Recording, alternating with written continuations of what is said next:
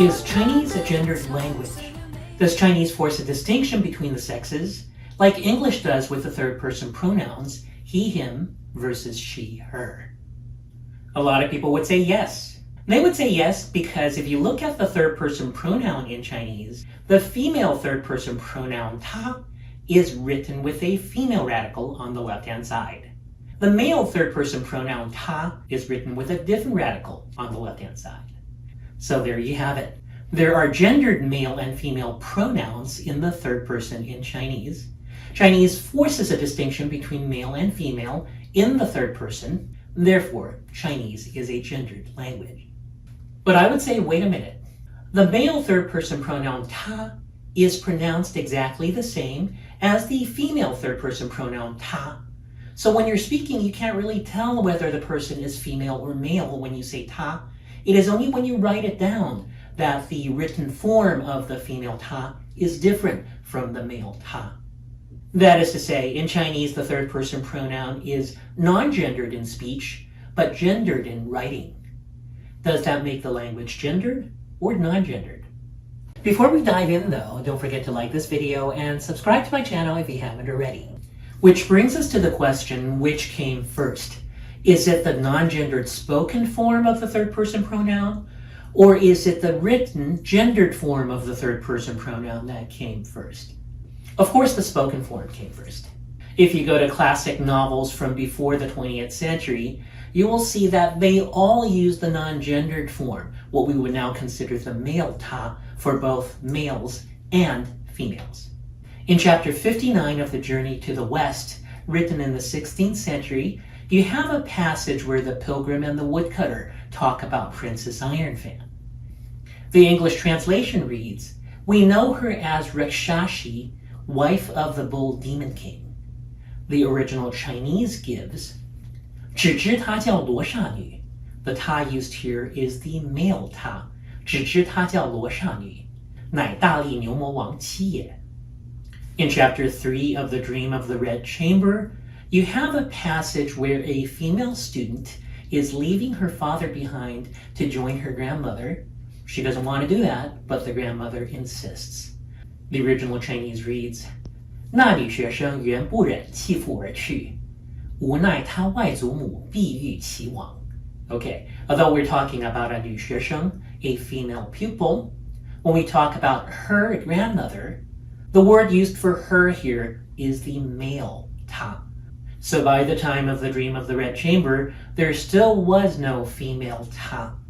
For much of Chinese history, there was only one third-person Chinese pronoun that did not make a distinction between male or female.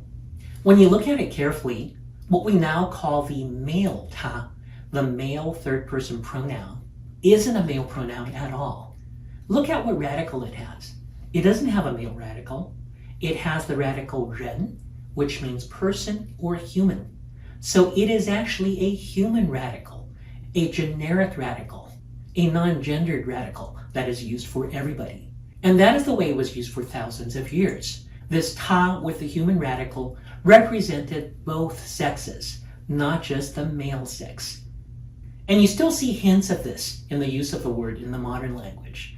We only use the ta with the female radical when we're referring to a woman, or when we're referring to a group of women, a group that consists only of females. If we're talking about mixed company, if we're talking about a group with both men and women, we would have to revert to the ta with the human radical that is normally used for males.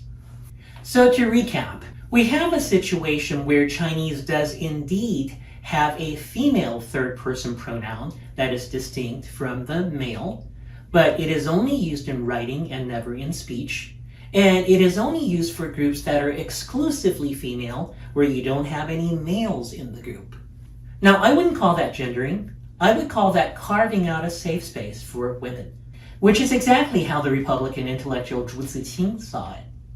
He said the generic ta was like travelers sitting in economy class, whereas the new pronoun ta with the female radical was like passengers promoted to business class.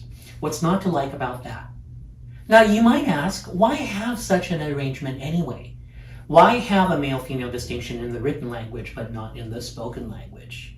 What caused the language to become this way in the early 20th century? What caused it to become this way is contact with European languages.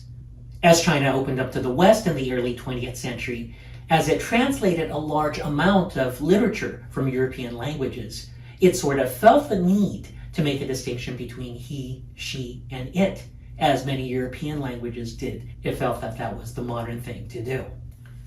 And as a result, it created a number of different written variants for the third-person pronoun ta. So you have the old generic ta, which is now used for males. You have the ta with the female radical, which is used for women. You have a ta with an animal radical that's used for animals. You have a divine ta with a divine radical, which is used for divine entities. You have another ta which is used for inanimate objects, and so on. There were a lot of different ta. You can still find many of these strange forms of written ta in early translated works, such as early Chinese Bibles, but most of them did not survive into the 21st century. Only 3 of them did, and these are the male ta, the female ta, and the inanimate ta. And that is the reason why in writing only, there is a distinction between the male ta and the female ta when using the third-person pronoun. Nowadays, many people are rallying against this male-female distinction in the third-person pronoun in the name of gender inclusivity. Back in the 1920s, the Chinese intellectual Zhuang Fu argued for the same. In an article published in the supplement of the Republican Daily News, he wrote that those advocating for a new cultural awareness wish nothing more than to tear down the categories male and female and to erase the boundaries between the two, and to declare that men and women are one and the same if we but overlook biological differences. Human is the only proper designation. He goes on to say that were we to introduce a new female pronoun ta with the female radical, wouldn't it serve to reinforce the boundary between male and female? Wouldn't it be ever so unwoke? That is the exact word that he used, unwoke. More than 100 years ago, he called the establishment of a female pronoun unwoke, 太不觉悟了. So there you go. That is how the Chinese language came to possess a male-female distinction in the third-person pronoun in writing, but not in speech.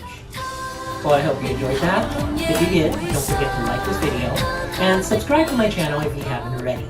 I'll see you next time.